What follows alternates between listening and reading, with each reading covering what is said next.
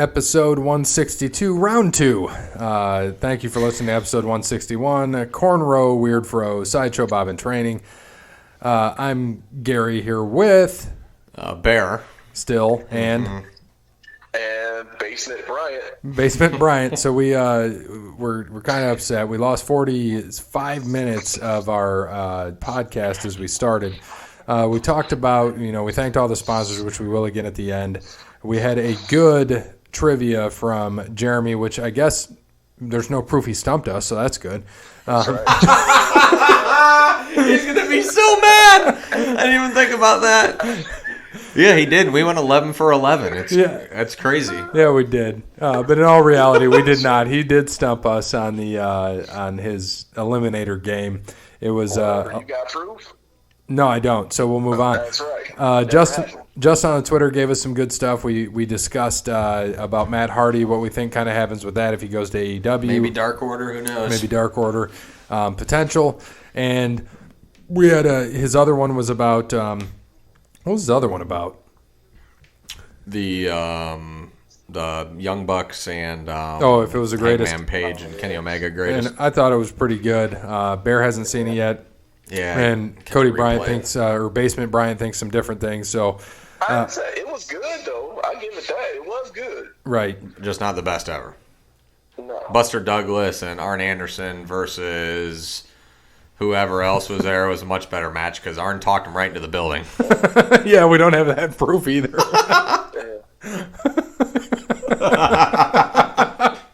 Oh, people aren't even going to get it, which is amazing. Nope. Which is great that we know what it's all about. That's okay. Better be able to save this one. I ain't got that much Sailor Jerry neither. Yeah. So we'll be okay. Oh, yeah. Sailor Jerry's underrated. We talked about that. There you go. It is. Jason Debate, he gave us some good one. Paul Heyman's documentary was very good. Watch that on the network. Jericho should be top 5, but isn't for whatever reason. We agree. Orange Cassidy, good gimmick. We like it. Yes. So we'll pick right up where we left off. 45 minutes. So we got 45 minutes down to 2 minutes. All right. Whew. Good one. And speaking of that, thanks to I pinned Cody. That's interesting. Oh, so yeah, which that Ole Anderson shout out right there with the "Damn I'm Good" T-shirt. Also, I'm trying to think how to ask this question. Do you think Arn Anderson is going to turn on Cody Rhodes like I do? And if so, when? I think that Arn is. I mean, you saw him get kicked in the face. I didn't get to watch. Like I said, I didn't get to watch Revolution. I do want to catch it here, probably this weekend, maybe if I got some time, or Friday. But you're right. It's right there. The writing's on the wall. It's been a little shaky the last couple weeks. And now at Revolution, Cody accidentally kicked him when MJF moved. So it's coming. I just don't know how they're going to play it because I just don't see Arn and MJF together since he already has a manager. I don't know if he'll have two. Not that Arn's really his manager, but it'll be interesting to see. Is Wardlow considered his manager though, or is he kind of like the? Is he kind of like Diesel to Shawn Michaels? Tomko or something? Yeah. I guess, more of his bodyguard, I guess, not manager, right? No, I'm asking. I don't know. They consider him as, or they consider him as his manager? I would think bodyguard now that I really think about it. Yeah, because if he's your manager, he's more your mouthpiece, and MJF is the mouthpiece. So I would think he'd be more the bodyguard, kind of like the Christian Tyson Tomko or Diesel Shawn Michaels. Right. All that. Yeah. But as soon as they put Arn Anderson with Cody, I'm thinking like, all right, this ain't gonna turn out good. Maybe it'll be him and Jake in a match here coming up. Arn and Jake. The geriatric match, brought to you by Blue Chew. Yes. Oh God, we lost so much, so I'm so pissed. And we've got 4 minutes. I'm almost wanting to save it again. But. Yeah, you know how mad I am right now. But this episode already has a name. It's called The One We Lost. Yeah. For multiple reasons. Motherfucker. No proof. The One We Lost. So that's sad. But, so this will be literally like a 20-minute episode because we had 45 minutes we lost, which sucks. Yeah, that's disappointing. Oh, well. Disappointing. In your ear, beware of computers. Yeah. No shit. That's why I need another one. But yeah, it just shut off, I think. I don't know if it just tried to reboot or restart or whatever, but it said we lost some files on it, and I tried to recover it, but it couldn't recover, so it is what it is. But let's talk about AEW. So what happened at AEW Revolution? So MJF and Cody, MJF ended up winning. Omega and Page, Kenny Omega, Adam Page, the champs, beat Young Bucks. Two of us had that right. Jake Hager, he won against Dustin Rhodes. Darby Allin beat Sammy Guevara. Nyla Rose beat Chris Statlander. Pac beat Orange Cassidy. And Dark Order beat SCU. So updated standings after that. Actually, that happened after Super Showdown, which we'll cover later. But the total standings, even after Super Showdown, me and Brandon are at 22, Bear at 18, Cody at 17, Parrot at 11. So it's always just fun with the Parrot. So Moxley's the champ. Moxley beat Jericho. Didn't talk about that. Do you think it makes sense now? Yeah. I mean, yeah, why not? I think that I feel like we knew this was coming. Jericho's held the belt since AEW has started. So, it was about time, which to me sounds like Jericho's he's probably got a tour coming up. Because this is where it's going to be, okay, what's really going to happen right now? Because Jericho, I'm not going to say he's been, on the back here. I think that this is a good show with everybody, but Jericho is the main reason why most people are watching this. And now I think, okay, it's been 5 months or whatever that they've had this. He's had the belt. So now it's time for him to go and tour with Fozzy and not be doing this. Because I think he's going to lose this match that we're about to watch, which he takes a 60-day hiatus if he loses, I think. I don't know, Cody, if you had your sound on earlier. I didn't have the sound on. I think that's what they made the stipulation. I think that I heard that if Jericho and Sammy lose this match to Moxley and Darby Allin, that Jericho's taking a 60-day hiatus. I'm pretty positive. So we'll see. But I like it. Moxley deserves the title, man. Dude's a badass. Should have had it in WWE. All right. I don't know. I mean, at this point, who could they put the title on? Yeah, I mean, that's it. Moxley's the only option besides Omega, maybe. Right, but then how would you put something together? I guess you do that, then you're basically everything you said you weren't. With a quick title switch just for the sake of switching the title. I just saw a sign that said Darby likes turtles. Oh, God. Whatever. We'll see how this match goes. Who do you think the leader of the Dark Order is going to end up being? Matt Hardy. I mean, you got Brody Lee as possible. Like, way out of left field could be Marty Scurll. Never know. I don't know. I don't know. I think it would be too obvious to be Matt Hardy. Maybe Brody Lee. Or even, maybe even Christopher Daniels. It's a long shot, but... Think he'd turn on SCU since Colt Cabana's there now?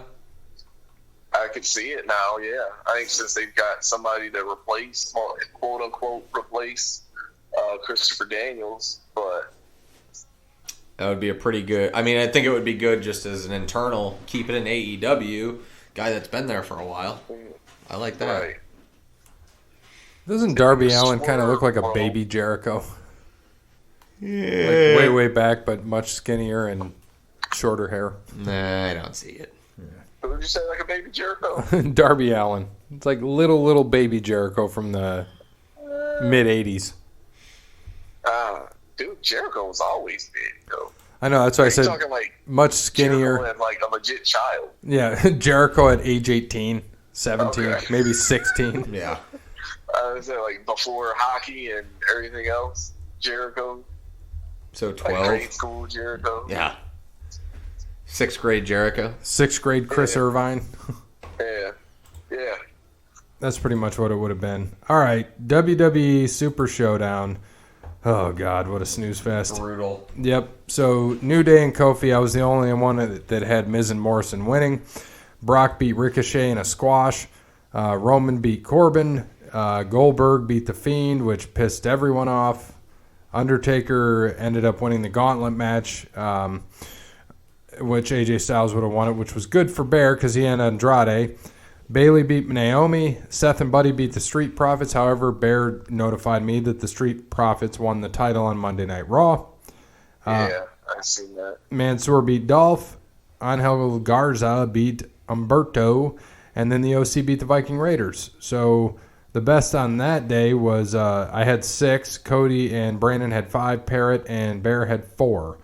And we already gave the updated standings. So just quick thoughts. Fiend and Goldberg. What do you think, Cody? It's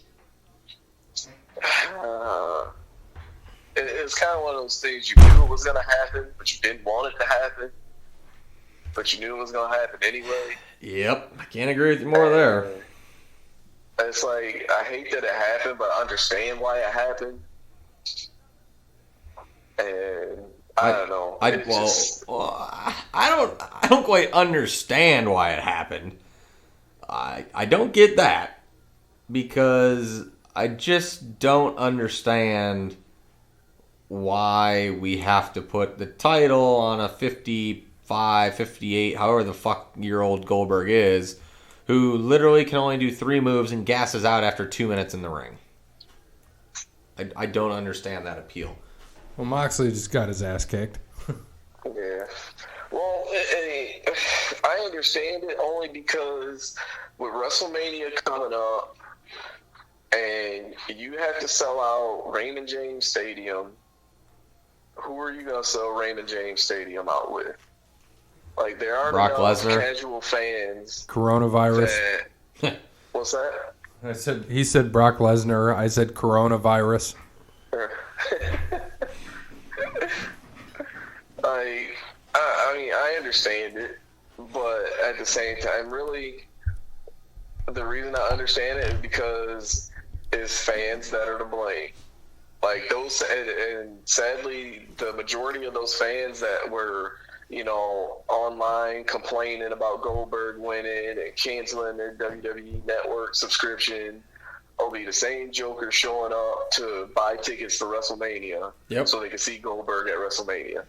Oh, that's true, no doubt. I mean, I would never. WWE takes advantage of fans being fickle.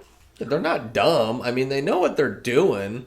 Right. But I don't like that. At least it wasn't like, the Brock Ricochet squash, which was just bad. At least they had him spear him 18 times and give him one of the worst jackhammers. I should say jackhammer. I should say suplex I've ever seen. Yeah, it wasn't a jackhammer. It was a suplex. Yeah, it definitely was. Is Jake Hager's shirt look like Guns N' Roses? The Inner Circle shirt? I think it did. Yeah, I just noticed it. It looked like that Guns N' Roses cross. He's choking him out right now at the old triangle. Choke him out. He legit could do that. Yeah. With the $1 Million Dream? Yeah. Yeah. Yeah, I get it. I get they have to make their sales and all this, but it's brutal. Absolutely brutal that had to happen. It's just disappointing. Right. And you got to be able to leave Saudi Arabia, too. Yeah. I mean, the best thing going for you is The Fiend, and you just pretty much ruined it. Well, I think they ruined it a long time ago. We've already talked about that. Well, yeah, the red lights ruined it, but yeah, I still think they should have kept them separate until you had this match to where Bray Wyatt has to face the Fiend. Like Cactus Jack has to fight Dude Love. Yeah, and Mick Foley and Mankind in a fatal 4-way. Yeah, or you remember they had Edge and Christian fight the Conquistadors, for the tag titles, and then the tag titles turned out to be Eddie and Chavo or something, the Hardy Boys. Yeah, yeah, something like that, right? Yeah. Yeah, something along those lines. They could have stretched that out for a while. I mean, they should have had they should have just waited till WrestleMania and have Goldberg beat him immediately, and then have Hogan come out and then win the title with a leg drop right afterwards. That would have just would have made it. Hogan beats Goldberg with a leg drop. WrestleMania 9 all over again. That would have been Get great. my win back, brother. Yeah, brother. Yeah, it was. That's just stupid, though. I don't know. I wasn't a fan. I thought it was terrible. Shouldn't even watched it. I fell asleep watching it on Friday, and then ended up watching it Saturday morning. The rest of it, and I was like, "This just sucks." And then going to Monday Night Raw, SmackDown, last week. Cena returned, and of course the Fiend comes out, which we kind of talked about in our show too. That's what they were looking at doing, and now we've got the Fiend against John Cena. John Cena. Or Jacob with a K, Toretto. Jacob Cena. Jacob Cena with a K. K's both ways. Cena. Khena. Yeah, I mean, it's just whatever. Someone had a crying Vince McMahon poster back there. Oh, I see it. Crying Vince poster. It's fantastic. Yeah, I've seen that. That works out beautifully. So somehow, yeah, see the Guns N' It does Roses. look like a Guns N' Roses shirt. Yeah, it does. So leading into Elimination Chamber this weekend, we've got some things, some matches. We got to make picks again. So as we give these, can you tell me Brandon's picks as we give them? Because I didn't put them in here yet. Yeah. All right, so the first one we got, Cody, I'll start with you. Natalya versus Liv Morgan versus Shayna Baszler versus Asuka versus Ruby Riott versus Sarah Logan. Elimination Chamber match for a Raw Women's Championship match at WrestleMania to fight Becky Lynch. Oh, boy. Did Asuka already get it? It'd probably be Shayna Baszler. That's what I put, Shayna. Yeah, Brandon and myself both have Shayna Baszler as well. And we'll see what the parrot gives us when... I think Asuka got hurt. I think she actually got pulled from this match. Yeah, didn't she lose a tooth in her match? Or that was that other chick we talked about before. Sorry, that other lady. All right, Braun Strowman, 3-on-1 handicap match for the Intercontinental Championship, which I find fascinating. Braun Strowman versus Shinsuke Nakamura, Cesaro, and Sami Zayn. Wait, what now? Yeah. You heard that right. 3-on-1 handicap match for the WWE Intercontinental title. Vince is out of his mind. Not a fatal four-way. He's not out of his mind because what he's doing is building Braun back up again. But wait a minute. But we know Vince, so I wouldn't be shocked if the three guys won and they share the Intercontinental title. I don't see it happening, so I'm taking Braun, but God, that wouldn't surprise me. Yeah. Brandon and I also have Braun. Freebird rule the Intercontinental title.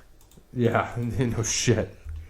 Or like New Day with the tag titles, any one of them can hold it. The problem is they're going to all try to pin them and then realize one of them can only win the title. Then they'll just keep fighting each other, and then Braun will end up winning. All right. Elimination Chamber match for the SmackDown Tag Team Championship. You've got The Miz and Morrison champs versus New Day versus Usos versus Heavy Machinery versus Lucha House Party versus Ziggler and Rude. I'm going to stick with Eminem. Miz Morrison. Yeah, Miz and Morrison, man. Yeah, me too. I have to Right. watch the women's tag one because I guess the logistics of a tag team elimination chamber match I still can't wrap my head around it. Yeah, we're gonna find out, won't we? Right. So everybody's so far we're all on the same page for the first three matches. Next, Street Profits versus Seth Rollins and Buddy Murphy.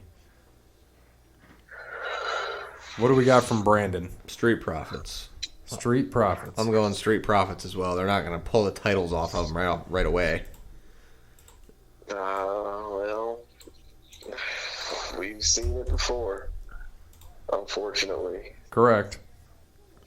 They lost, then 4 days later they win, and then 6 days later they're going to lose again? I hope not. Just because I've seen it before, I'm going to go with Seth and Buddy Murphy. Okay. And next we've got Aleister Black versus AJ Styles in a no disqualification match. So the Undertaker's going to come in and... Yep, That's sure as exactly shit. Dub took Styles. I'm taking Aleister Black. Yeah, I'm taking Aleister Black too. Yeah, Or he's not going to come in, but they're going to gong, and he's going to get scared, and then Alistair will get him with like a knee and a roll up or some shit. Oh, he'll give him what is that? What does he call it? Not black mass. Yeah, hit him with a black mass. Hit him with done. Yeah. Like OC will come out and try to help, and then the dong. Yeah. Or dong. The gong. Hit him with his dong. His dong will come out. I hope it doesn't. I'm definitely not going to watch. Christ, no one wants to see that old Undertaker dong. Michelle McCool does. Andrade, the U.S. champ, she makes it disappear. Umberto, yes, she does. Yeah, we'll have to come back to that too. Yeah, the Undertaker's dong. No, the Michelle McCool. Yeah, we're gonna talk about that. Andrade, U.S. champ versus Umberto. Who's Brandon got? He's got Umberto. Really? Yeah. No. I got Andrade. Same. I could see it happening. Yeah, I got Umberto. I could see Umberto winning just because he lost again. I'm gonna go with Umberto. Didn't they have him look like a chump this past Monday? Pretty much. I don't know. I didn't watch it. I think him and Garza had the best match on Super Showdown. No doubt about that. Right. No, I totally agree with you there. All right. You think so? I think so. I thought the Miz and Morrison. That was good too. You're absolutely right. Yeah, it was all right. That was pretty good. All right, so we're 21 minutes into our episode, 22 minutes. Well, 40. Well, that would be an hour and 7 minutes. It's sad, but we've got a few more things to cover. Who's Jack? What is it? Jack Gallagher. He got a chest tattoo. Did you see that? No. Oh my God. Is he even still in? So he's there. Give me a second. I'll show you this. I got to pull it up. So look, Cody, you know what Cody Rhodes' tattoo looks like. Look up Jack Gallagher's tattoo. All right. I got to figure out who this dude is. He's the dude with the mustache. NXT, yeah. He used to fly with this. So whose tattoo is worse? Hold on. I'm going to pull you away from the mic, Cody, so I can show Bear. Oh, the umbrella dude. Yeah. Here, hold on. Hold on. I'll bring you back to the mic in a second. I got to show Bear. Whose tattoo is worse? Oh. His is worse, but it's in a better spot than Cody's. I agree. Not you, Cody Bryant. Cody Rhodes. So, Cody Bryant, you're back. God damn. What the fuck is that? Looks like the English Ships? Armada. Yeah. English Armada. So, what the fuck? another thing. It's like a tattoo like somebody that first moves out of a house gets. Yeah, pretty much. Hey, I'm going to show you, Dad. I'll show you, Dad. Oh, God. All right, so another thing is, looks like WWE is kind of a step closer to NXT Japan. AJPW could merge with WWE, and John Akiyama is set to travel to the U.S. and meet with Triple H. Merger was discussed with the two companies since June of last year, and he's going to be a guest trainer and coach at the Performance Center.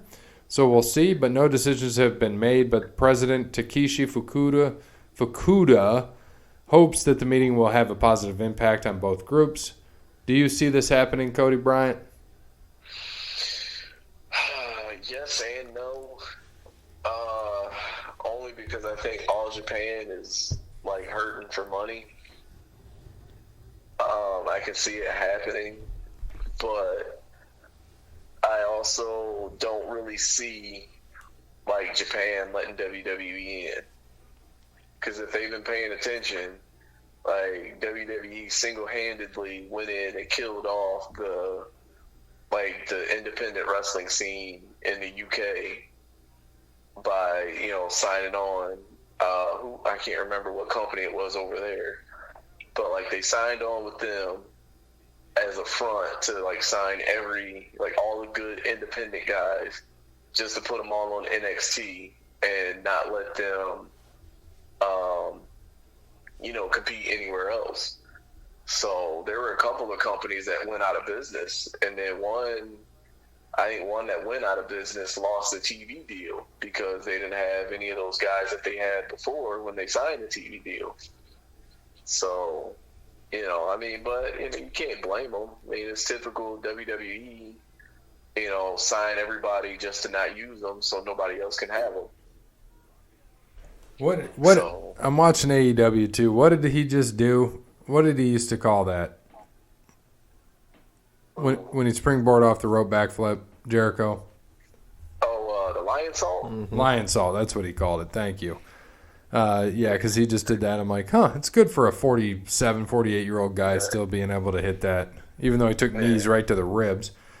Yeah, you want to talk about what happened with Undertaker and Michelle McCool? Oh, yeah, man. Oh, and then while we're talking about the lion salt, shout out to Hayabusa, who just, I think it was the 3rd year anniversary of his death. The motorcycle?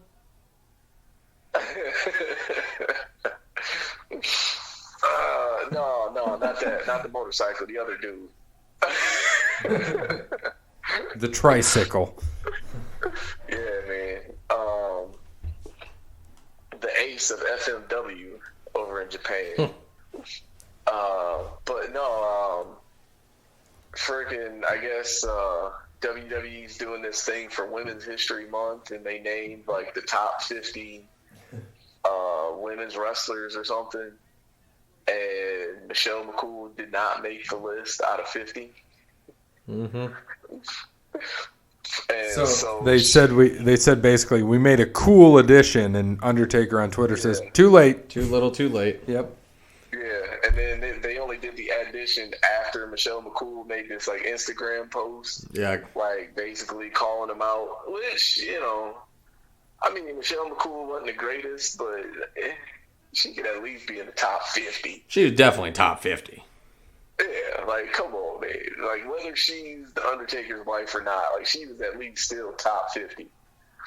And I'm trying to find the list. I can't find it right now.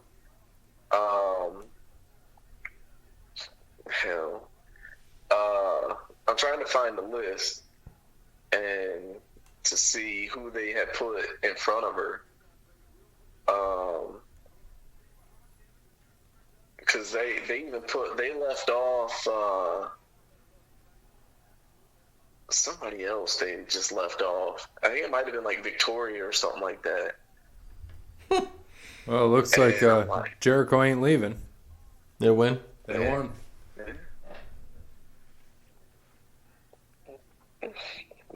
Huh. Oh shit! Where is it at? Is this no?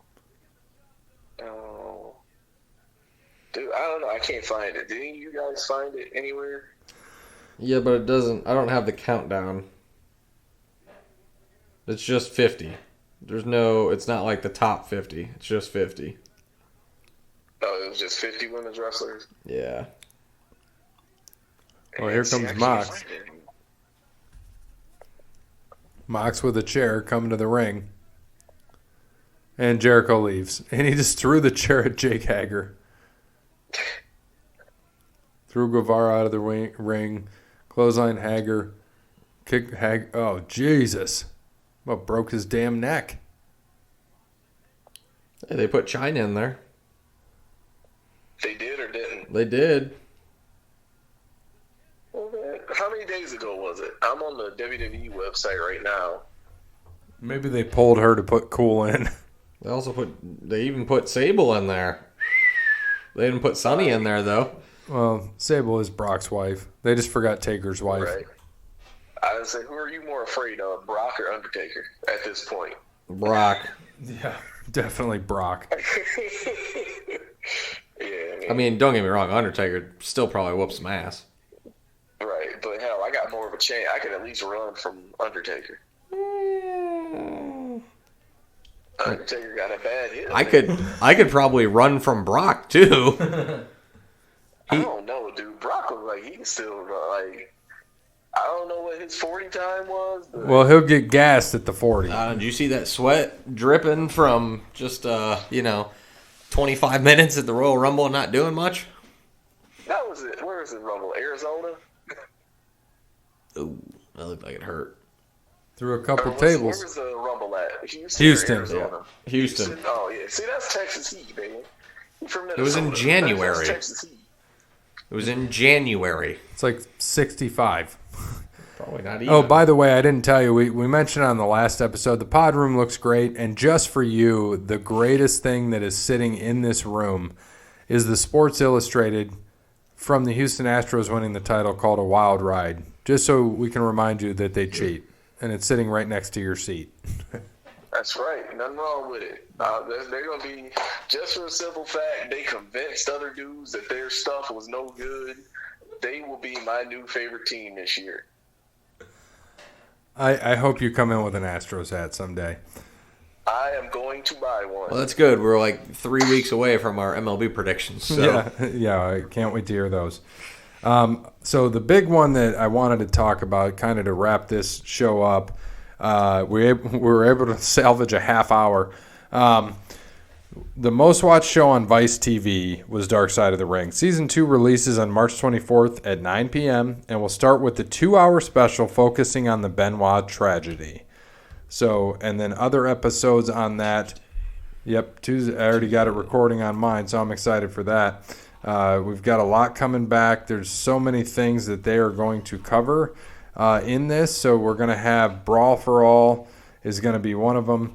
That's going to be really cool to see. They're going to do Brawl for All. They're going to do the murder of Dino Bravo, the career of New Jack, David Schultz's violent run-in with a 2020 reporter, the death of Nancy Argentino, Jimmy Snuka's girlfriend, the careers of Hawk and Animal, Herb Adams and UWF, and the death of Owen Hart. And Chris Jericho is the narrator for Season 2. And then following each episode, Chris Gethard will be hosting a post show to talk about each episode, and the show will have a rotating panel of guests from the world of wrestling and entertainment. So they each can be 2 hours? I think so. Okay, cool. Is that right, Cody? Or maybe the first one might be 2 hours. No, I think the first one's 2 hours, and then they'll have the round table after, so that's probably a 3-hour day, and then they'll do 1 hour shows. I think everything else is just an hour, which I don't know. I don't know how much more you're gonna squeeze out of that Owen Hart women, or the which one? What other one was it? The death of Owen Hart. I think you could probably go a couple hours on that. I don't know how much more you can go on that, though. This is true. I'm sure they have other. I mean, yeah, because they've got other perspectives too. There's going to be a lot of the same issue, or a lot of the. I bet that they probably did shit with his wife, so they'll probably get a lot of that. If they even get her. Now, if they get her, then okay, you got 2 hours right there. Yeah, but I don't really see. I don't know. Like, I don't know how you're going to get 2 hours out of it. Right. When the guys that he probably would have really talked to aren't even here anymore. I mean, Brett was in WCW. Bulldog's dead. I don't know. Are they going to dig up Vince Russo from somewhere and have him try to tell his side of the story? Yeah. Never know. Might. So look, I don't know. I'm more interested in that Dino Bravo one. That one will be. Yeah, that one's going to be good. Very good one. That and the Herb Abrams, the UWF one. Yeah. That'll be really good, too. It's going to be fun, another fun season. They got some good stuff. Looking forward to it. So on this day in history of wrestling, let's go back to 2004 Monday Night Raw from Connecticut. Garrison Cade and Mark Jindrak and Rene Dupree and Rob Conway beat Booker T, Bubba Ray Dudley, Devon Dudley, and Rob Van Dam.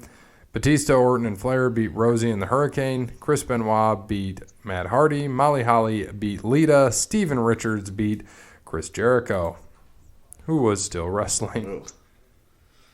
Who let that happen? Yeah, no shit. Let's go to Nitro 99, as we know they started taking a turn. This is the last one we'll do. La Parka defeated Juventud Guerrera. Chavo Guerrero Jr. beat Norman Smiley. Bam Bam Bigelow beat... WCW, La Parka. Yep. Beat Mike Enos. Fit Finley beat Prince Iakea. And then that was all on the dark matches. Raven beat Bam Bam Bigelow. And... Bam. What is it? Hawk? Hack. That was Sandman. Hack. Hack? Yeah, same name. Didn't know. Chris Jericho. HAK, right? Yep. Terrible. Beat Liz Mark Jr. Scott Steiner beat Booker T. Rey Mysterio Jr. beat Scott Norton. Bret Hart beat Van Hammer. And Ric Flair had a draw with Goldberg. And sorry, Raven was at a draw with, you said Hack? Hack. And Bam Bam Bigelow. And then the match with Jericho and Liz Mark Jr. was a dog collar match. It just started getting worse and worse and worse. So we were able to get 35 minutes out of this, lost 45 minutes as we mentioned. So thanks to Wes Anderson for Moments in Time. Check him out on Facebook, Wes Anderson Music. Give him a follow on Twitter at Songs by Wes. Thank you to All Wear Clothing. Visit BrandonAllWearClothing.com. Help with all of your clothing needs. Thank you to Crandall's Quality Landscaping. Serves the Toledo and surrounding area and not Greenland. North Greenland. North Greenland. Thank you to Tim at Verizon. Verizon is a true technology business partner, helps local businesses deploy technologies that can positively impact operations and increase revenue for the company. At Verizon, they do not wait for the future. They build it. Get in touch with the sales rep in your area, Verizon.com. Thank you to Cassandra at PNC. Visit her at the White House branch or give her a call, 419-877-0634. She can help with all of your banking needs, whether it be loans, credit cards, personal banking. She's there to help. Thanks to Sparty Steve, sponsored the Frickers Lunch at episode 100. Looking forward to having him episode 200 for the Pod Beats Patty Boggs 2 Deuce Boogaloo. And last but not least, thank you to Connell Barrett, datingtransformation.com. Check him out. Third search dating coach, Third. Right? Third on the Google machine. Numero 30. Like it. So, as always, we are sorry we lost the first 45 minutes. We pretty much summed it up. There is no proof that we ever lost anything. But this is the lost episode, so the one we lost. And as always, good morning, good afternoon, good evening, and good night. Fuck you, technology. If it wasn't on tape, it didn't happen.